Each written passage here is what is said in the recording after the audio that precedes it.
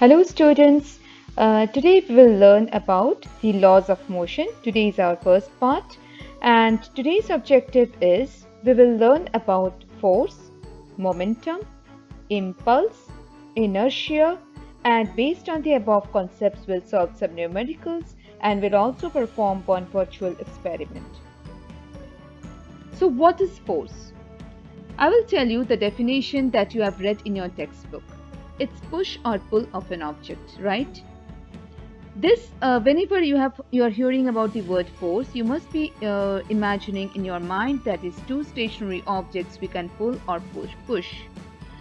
So whenever the force is applied to a stationary object, it moves. But this definition of pull or push is not enough. Let me tell you one example situation where you can take a ball which is on the ground and it is at rest. So my question to you is that, is there any force acting on the ball? Think carefully. The ball is not moving, so my question is there any force acting on this ball? If your answer is no or you don't know, then you need to rethink about the concept of force. So, if you see here, there is a force which is gravitational force and is acting towards the center of the earth.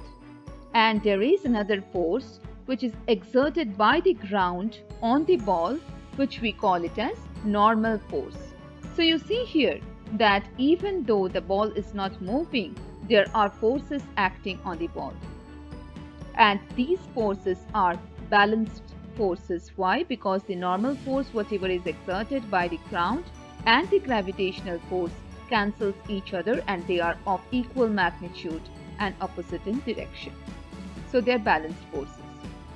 So push and pull of an object, this definition of is not the only force we have.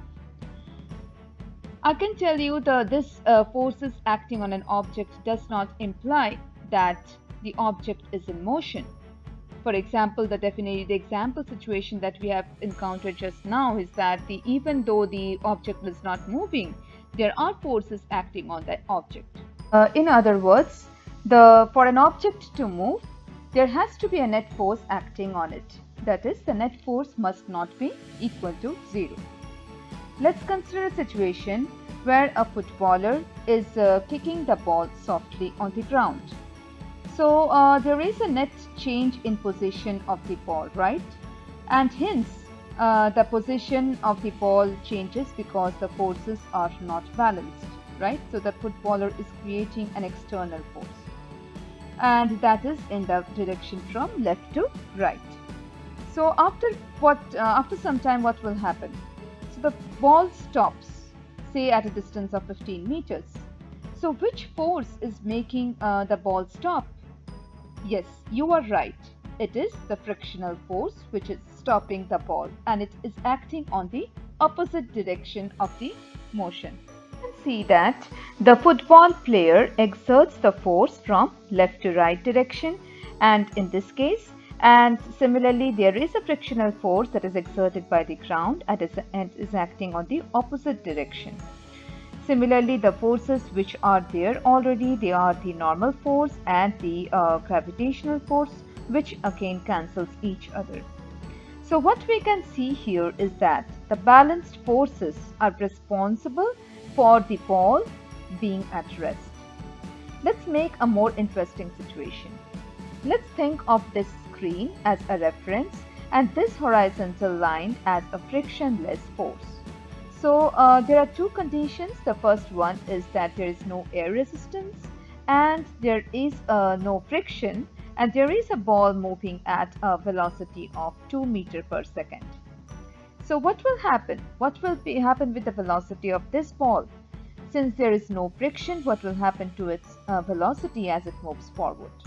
We will see that since there is no frictional force on the opposite direction, so the net force acting on this ball will be 0 and the ball will continue moving at the uniform speed, that is here 2 meters per second.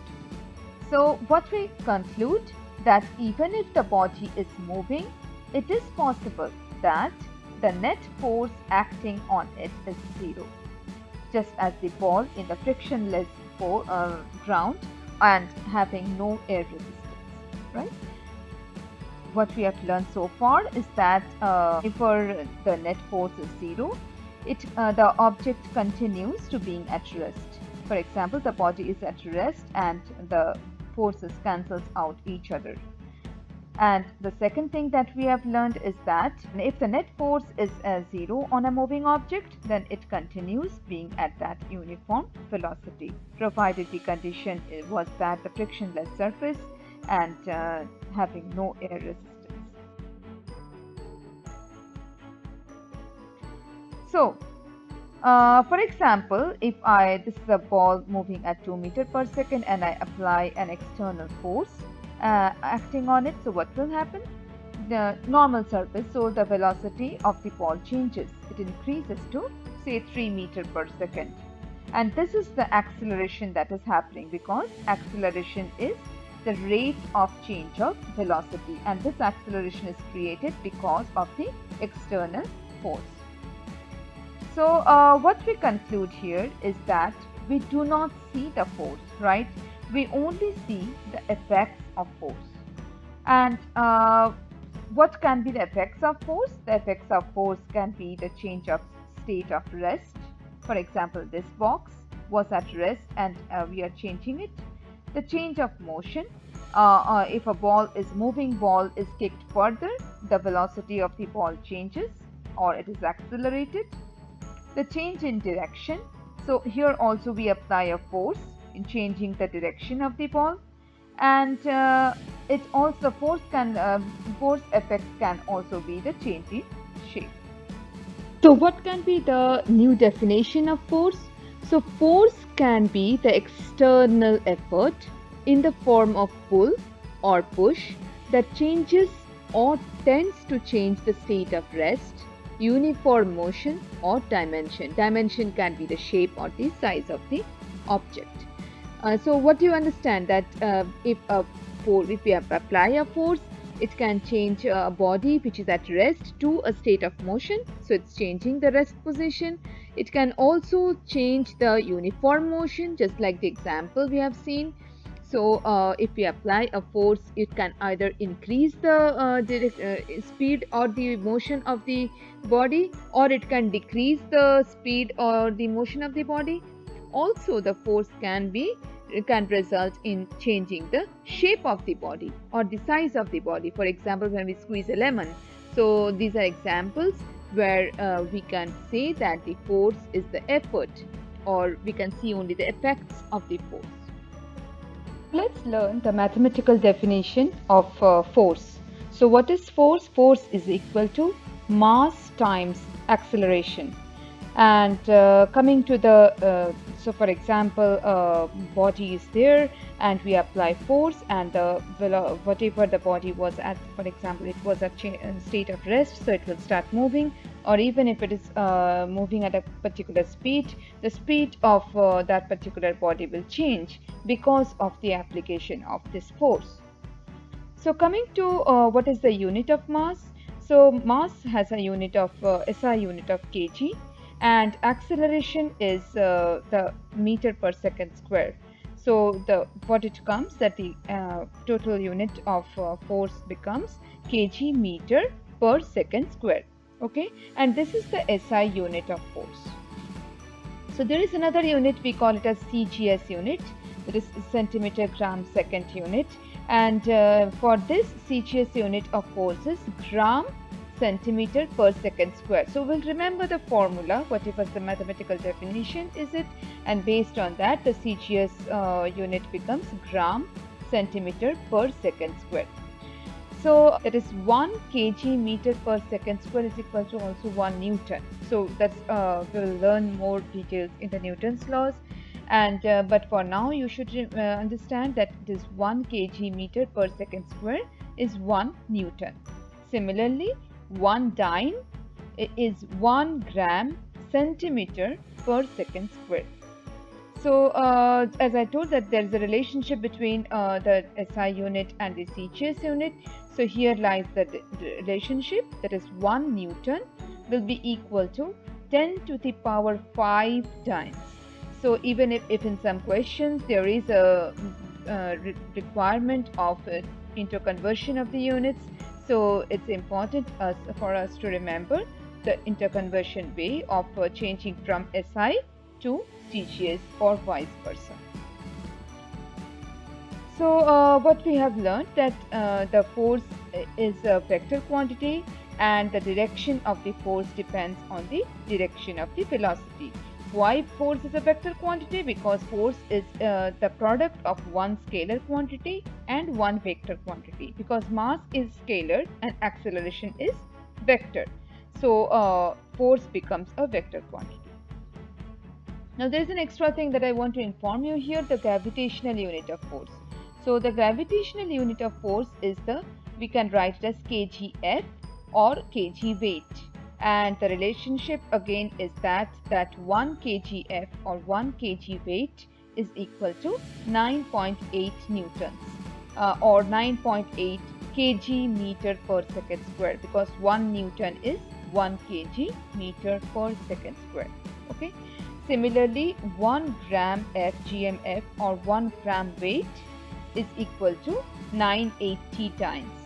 So this interconversion is again, I'm reinforcing the fact that in numericals, if the question is in the newtons or times, it's important for us to understand the way of interconversion.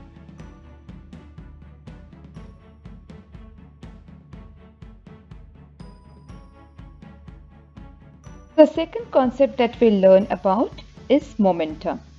So the definition of momentum is, it is the product of the mass and velocity of a body, and it is denoted by the letter P.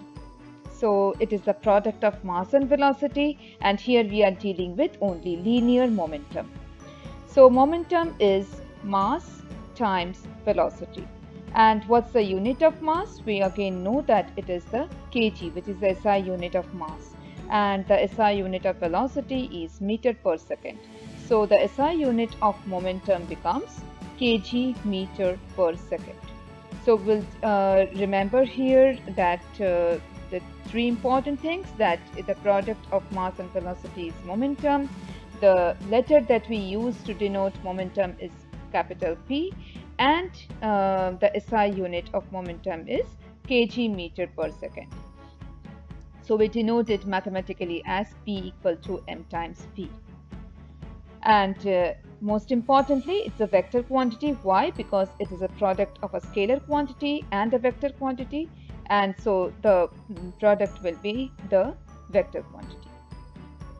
So let's start with an example, for example, my question to you is that what will be the momentum of this bulldozer of very low velocity?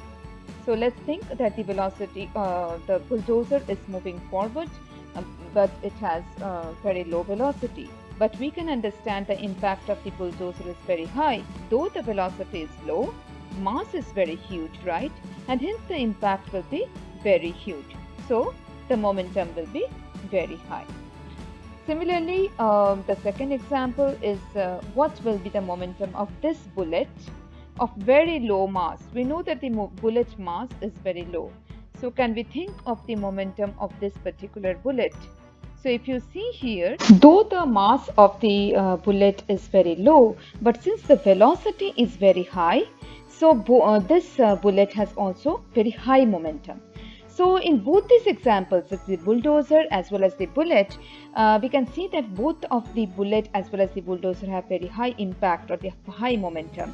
And the reason of that is that either it has a very high mass or it has a higher velocity. So heavier the object or faster it is moving, we can conclude that greater will be the momentum. If any one of the thing, that is either mass or velocity, is higher, the momentum is higher. And of course, we should remember that whatever, even heavier object is it, but if it is at rest, like if it is a stationary object, then the momentum will be zero. Why? Because the velocity will be zero. Okay. So because we have to remember this formula, P is equal to mp. So if velocity is zero, P becomes zero, whatever be the m. Okay. Similarly, the relationship between the force and the momentum is that force is mass into acceleration. This is a very important thing that we can use in many numericals. So please, we have to remember this formula, that is force is mass into acceleration. And how can we write it in mathematically? That F is equal to ma. Now, what is acceleration? Acceleration is rate of change of velocity, right? That is delta v by delta t. And what is delta v? Delta v is v final minus v initial, right?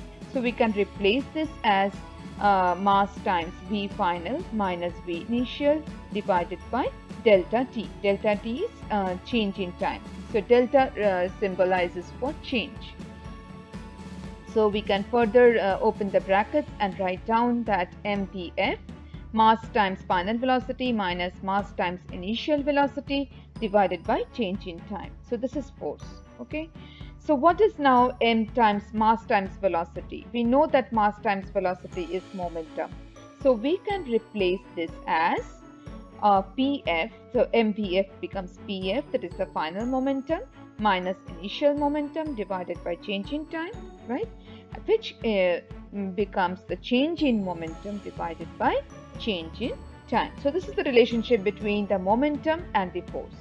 So we will remember it, that force is the rate of change of momentum. Why rate? Because the delta t is there in the denominator. So we can say that the force is the rate of change of momentum.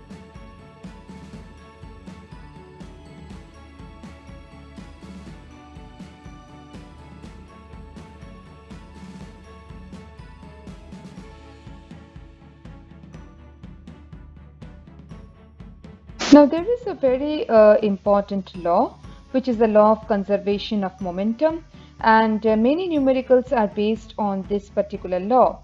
And what does the word conservation means? That it remains constant and does not change. So according to this law, for a collision occurring between object 1 and object 2 in an isolated system, so isolated system means any external things or forces are not there. The total in that particular system, when the object 1 and object 2 is colliding and any other external influences are not there, especially external forces, then what will happen? That the total momentum of the two objects before and after the collision will be the same.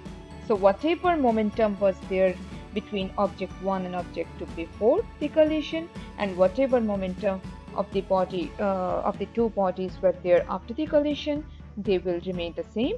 Preferably, the condition is that it should be an isolated system. So we will assume that it is an isolated system and this law holds. Okay. So what happens according to this law? More simpler way, that the momentum whatever is lost by the object 1 is equal to the momentum gained by object 2. So just now as I told that the conserved means it remains constant and it's not changing. And so we have to always remember that according to this law, the total initial momentum is equal to total final momentum, and so initial P will be equal to final P in an isolated system. So this is an example. So we are doing an virtual experiment here with two balls. So one is the green one and one is the purple one, and there are three conditions to it. So the first condition is that the two balls are of same mass, say they have the similar mass. So let's assume that the initial velocity of the green ball is u1, initial velocity of the purple or the violet ball is u2, and final velocity of the green ball is v1 and the final velocity of the purple ball is v2. So final means that what is happening between these two balls is a collision and they are of equal masses. So what happens here is that the total initial momentum will be equal to the total final momentum. So before collision, whatever is the momentum of the two balls, after collision, the momentum of the two balls will be same. So we can say that m of u times u1 plus m of u2 is equal to m of v1 plus m of v2. Okay. So here the bodies are of same mass. So here what happens, they collide, and you can see the velocity of the two balls. So we can see that the momentum of the green ball is transferred to the violet ball. So if you can replay it again, so the momentum whatever of the green ball is transferred to the violet ball, and the violet ball starts moving. So we can say that the velocity of the violet ball increases because the momentum is transferred. Now, the second condition is that the green ball or the green sphere is of higher mass. So here is of greater mass than the violet ball. So the different masses, so m1 and m2, and the initial velocity will be u1 and e2 of green and the violet respectively, and v1 and v2 of the green ball and the violet ball respectively. This is the second condition. So if you can think that the initial total momentum will be equal to the total final momentum, but here we can see that the m1 u1 plus m2 u2 is equal to, this is the initial momentum, total initial momentum, and m1 v1 plus m2 v2 is the total final momentum. So this law holds everywhere, whatever be the case. So here we can see that the sphere which is violet in color is at rest, and the green ball which have a higher mass will collide with this particular violet ball. So you can see here the velocity of the purple ball increases to a greater extent. So we can conclude here that the momentum of the green ball is again transferred. So whatever, since it was bigger mass or smaller mass, it doesn't matter, the momentum will be transferred, but to a higher extent because of the large size, because we know that the momentum depends on both velocity and mass, and hence the velocity of the violet ball increases to a higher extent in this case. So now this is the third situation where the green ball or the green sphere has less mass. So the green one is a smaller mass and the violet ball has a greater mass. Again, the different in masses, so m1 and m2. Initial velocity of the green and the violet spheres are respectively u1 and u2, whereas the final velocity are v1 and v2. So irrespective of the size, the law of conservation of momentum holds here as well. So total initial momentum will be equal to total final momentum, or m1 u1 plus m2 u2 will be equal to m1 v1 plus m2 v2. Here in this case, m1 is smaller, so it has a momentum, but it has a smaller momentum. So we can see here the sphere of violet sphere is much bigger as compared to the green one, and the violet ball is much bigger. So here you can see that the momentum is transferred, and but to a lesser extent. So we can see here or conclude that momentum of the green ball is transferred to a lower extent, and hence the velocity of the violet ball increases. It increases, it changes from the state 0 to some velocity, but it is to a lesser extent. Okay.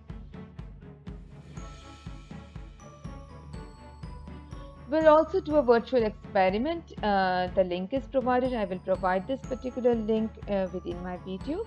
And here you have to analyze the collision in order to determine the total momentum of a system before and after the collision. So please go into this link and analyze a particular set of data where you have to calculate the particular momentum before the collision, and you have to calculate the momentum after the collision. All the data will be provided in this link, and you will check whether or verify whether they are same or different. So this table I have taken it from that particular website only, and here you have to note your data within this format or a table, and you have to check your understanding at least through 2 trials. So you can analyze 2 sets of data, before and after collision 1 set of data, and before and after collision the second set of data. Any set of data you can check, but whatever be the net conclusion will be that the momentum before the collision and after the collision will be the same. I'll tell you how you can perform this experiment. So first of all, you will click on the link provided, and it will take you to this website where you can do this interactive experiment. And this I have again mentioning that is taken from this particular physicsclassroom.com. And then after that you will start selecting this particular begin activity button. So after clicking on that you will get a lot of option, and here I have taken particularly one option like this one, and then you will click on it and you will see that there is a cart, there is a given measurement of the mass of the cart, there is a given measurement of the mass of the brick, and the speed is not given, the speed of the cart and the is not given. So whatever data is given, you have to calculate the initial momentum before the brick has been dropped into the cart and after the brick has been dropped into the cart. So here after that you will click on this button, that is analyze the data, and I will then show example where I have selected the trial A2 conditions. So after clicking on the analyzing button, analyzing data button, then I have been given the set of information, and I will show you how I have calculated the momentum before collision and after collision. So whatever dots are given, so the point of collision is there mentioned, okay, already mentioned. So I have to calculate the velocity before and after the collision. So collision means the dropping of the brick onto the cart. So whatever the velocity, how can I calculate? So here the dots are there, and we have to see that every seventh dot, that means it's given that the every seventh dot means 0.1 seconds. So for my easier calculations, I have taken the 12 dots. So I have here calculated it accordingly. So the number of dots I have selected is 12. That means what is the seconds? It is 12 divided by 60, because each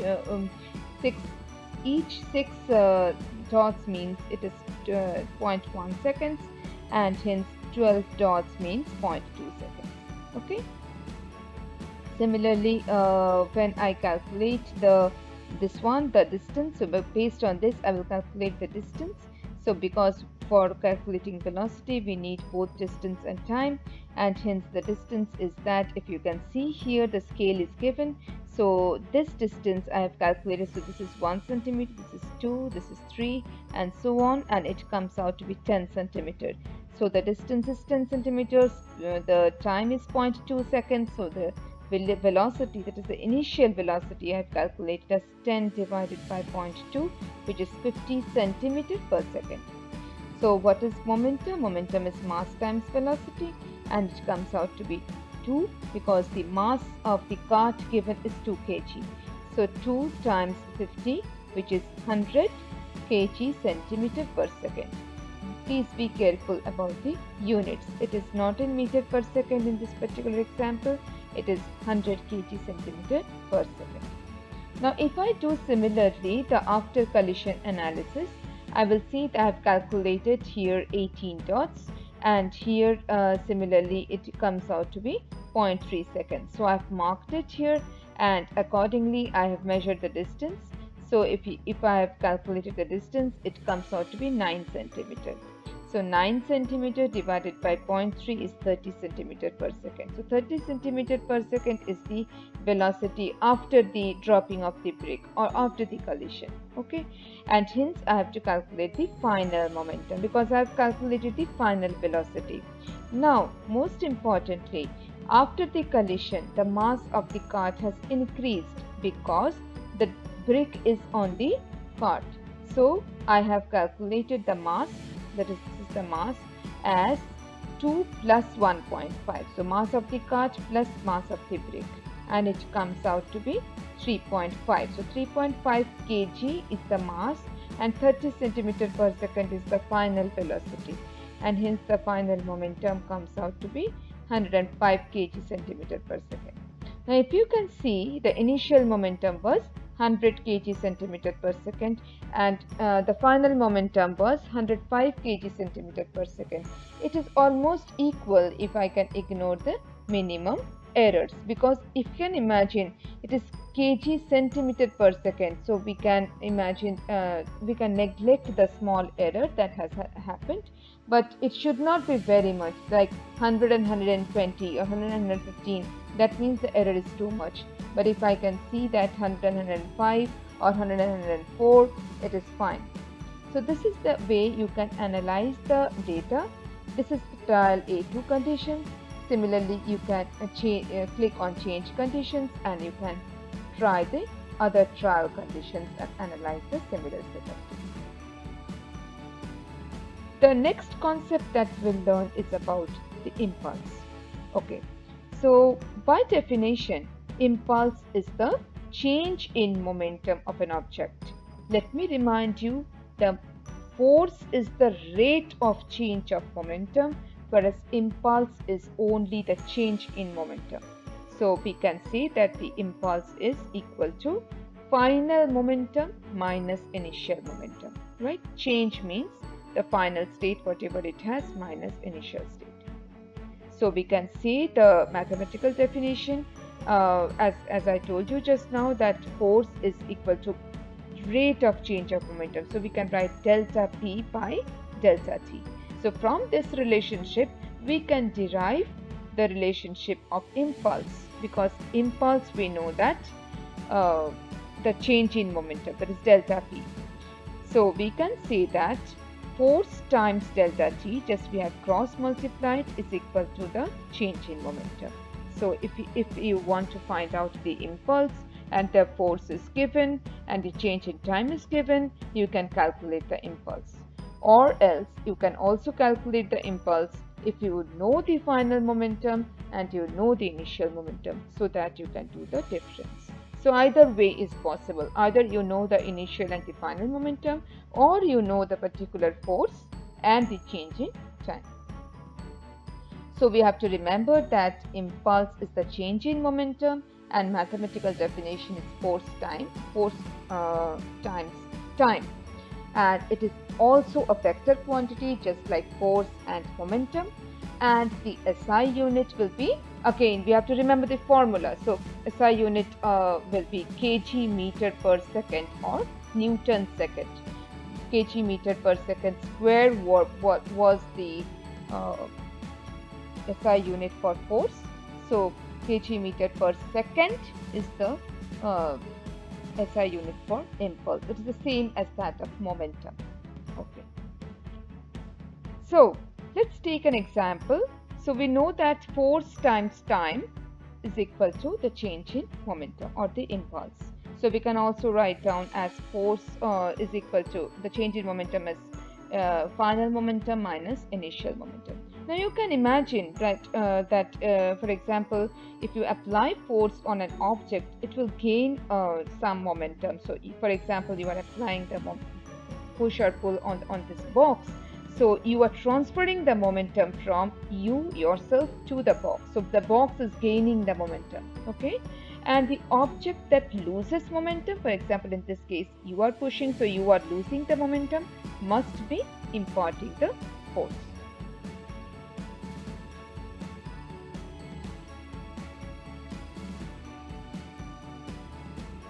Now let's learn about the concept of inertia.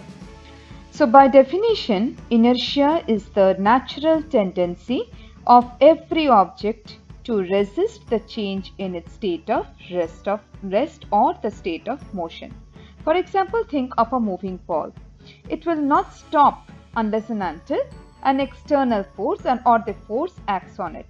Of course, there is a force naturally, which is the frictional force. But if, for example, the frictional force is not there, as we have learned in the example in this today's video lecture, it will keep on moving in a straight line. So what you can say, the object whichever is at rest prefer to stay at rest only, unless and until an external force acts on it. Similarly, the object which is at motion, it prefers to stay at motion.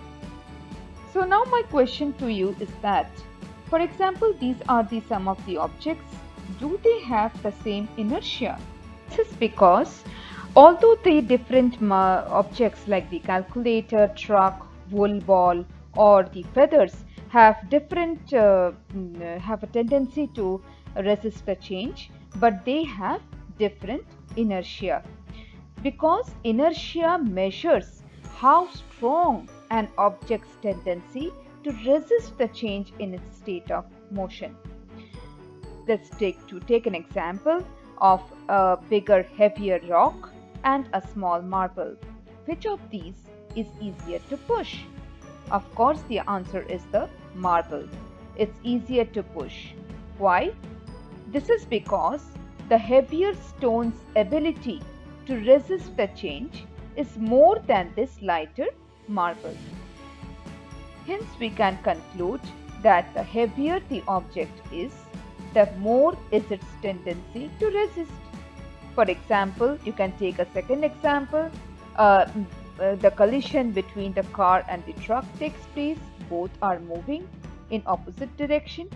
The damage to the car is more than that of the truck. Why? Because the mass of the car is less than that of the truck. So, more the mass, more the inertia. Inertia is directly proportional to the mass. So, for example, it is very easy for us to move the marble from one place to another as compared to the heavier rock, because of the more inertia of the rock as compared to the marble. So finally, in this lecture, we have learned what is force. Force, the mathematical definition of force is mass times acceleration. It is a vector quantity. It has a unit of kg meter per second square, or the Newton. And what is force by definition is that it is an external effort in the form of pull or the push that changes or tends to change the state of rest, state of uniform motion, or the size or shape of the object.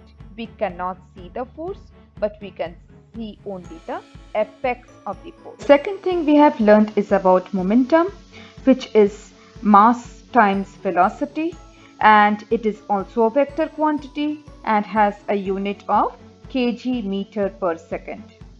Also, we have learned that in an isolated system, the total initial momentum is always equal to the total final momentum. We call this as the law of conservation of momentum.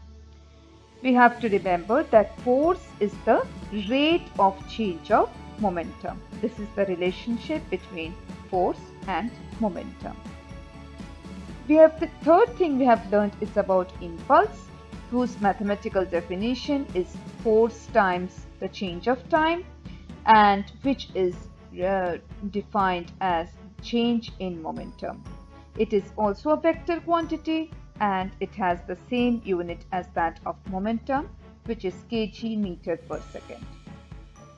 Lastly, we have learnt about inertia, which is the tendency of an object to resist the change to its state of motion. And mass is the measure of the inertia. That means higher the mass, higher the inertia. Thank you for watching.